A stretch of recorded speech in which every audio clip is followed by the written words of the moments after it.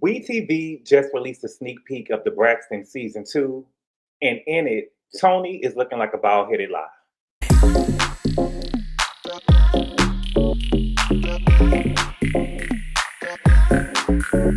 So earlier this year, Ashley Braxton, the daughter of Michael Braxton, made headlines by revealing to the world that she no longer speaks to one of her aunts anymore. Because when she was 16, she and their partner were caught sending inappropriate text messages to each other. That's wrong. In the video, she said that when the aunt found out about it, the aunt had apologized to her and wanted to make sure she was okay. But as time passed, the aunt believed Ashley initiated the text messages with her spouse and quit fucking with him. In comes Tamar. Tamar wanted to interview Ashley on her podcast. Now, I consider myself to be a podcast connoisseur. I had no idea Tamar had a podcast, but apparently Tamar had a podcast called Under Construction. However, the last episode of the podcast was July 27, 2021. I personally think Tamar was trying to exploit Ashley and her story. She was either planning to revive her old podcast, Under Construction, using Ashley's story under the guise of helping her, or she was going to launch an entirely new podcast based on it. See, that's a dirty ass bitch right there. This wouldn't be the first time that the Braxtons tried to exploit somebody in their family for a storyline. Last season, they did it to Tracy's son, Kevin, after Tracy passed away. Are you okay?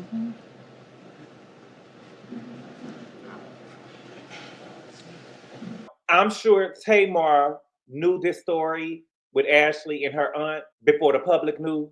So why now are you sitting down to do an interview with Ashley after she came to the public with the story? But if I'm being fair, we have to give Tamar some grace. Although everyone thought Ashley was referring to Trina and Gabe, initially she never named the aunt. She didn't even use the word husband. She said partner. And at the time, she had 5 living aunts. Well, 5 paternal aunts. Tamar could have been simply trying to clear her name because the Braxtons were getting dragged online, which is why I feel when Monique says, say their names. And if not, like I told Lennar before, keep it on the playground. Because Ashley ended up setting all her aunts up. Upon hearing that Tamar was going to do the interview, Toni admitted that she didn't think that it was a good idea. So in the trailer, there's a dinner scene, and you know when there's a dinner scene on reality TV, some type of confrontation or argument is about to start. And in true fashion, Tamar is upset and admitted that she has not filmed with her sisters this season because before she was able to interview Ashley on her podcast, she was sent a cease and desist by her sisters.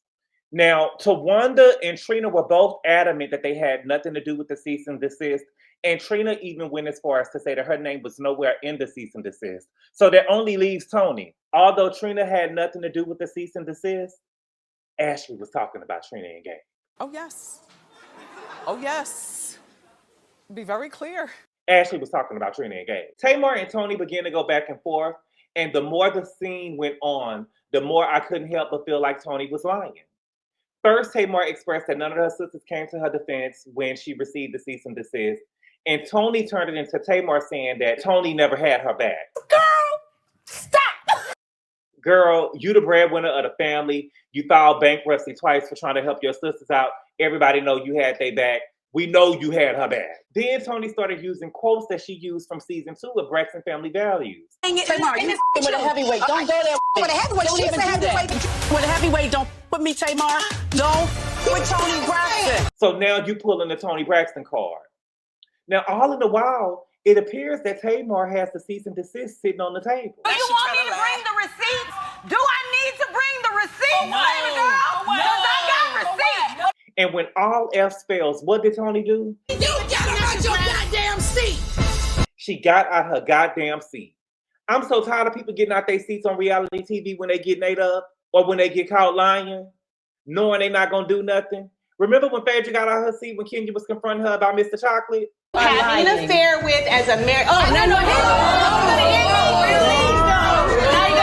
She knew good and well she wouldn't get ready to hit Kenya with that purse. Tamar also revealed that Toni told her that she wanted Ashley to come on the show, The Braxtons, to film and to tell her story. Wow. It can be. Really? Now, I know a lot of people don't like Tamar, or even her delivery. But in this instance, I do believe that Tamar was telling the truth. Let's be real. Tamar can be a little bit extra.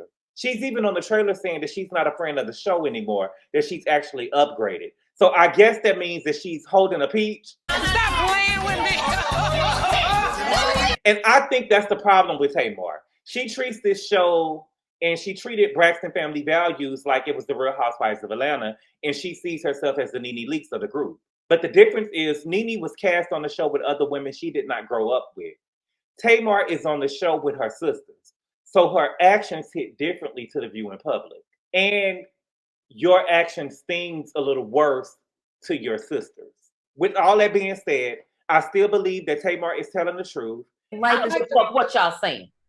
I don't give a fuck what y'all saying at all. I think that Toni is sitting up there looking like a bald-headed lies.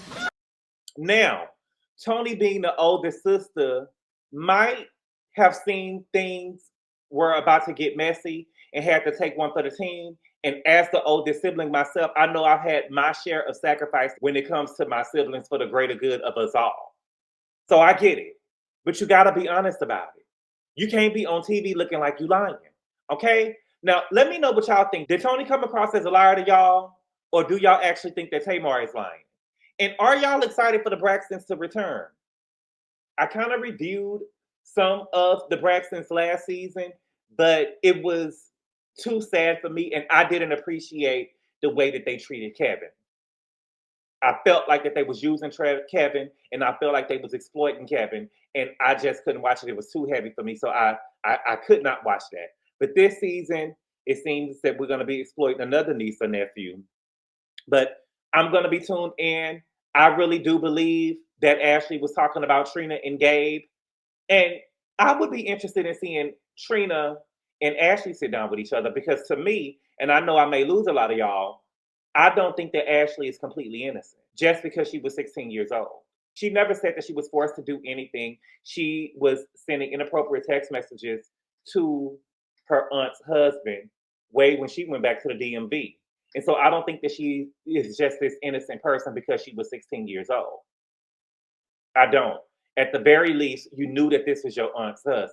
Okay? But I would be interested in seeing Ashley and Trina have a sit down with each other to see what they have to talk about. I would be interested in seeing that. But I do feel for Trina, and I don't know. But y'all, let me know what y'all think. Leave it down in the comments. Thank y'all so much for clicking on the video. I really appreciate it, and I'll see y'all later. Adios.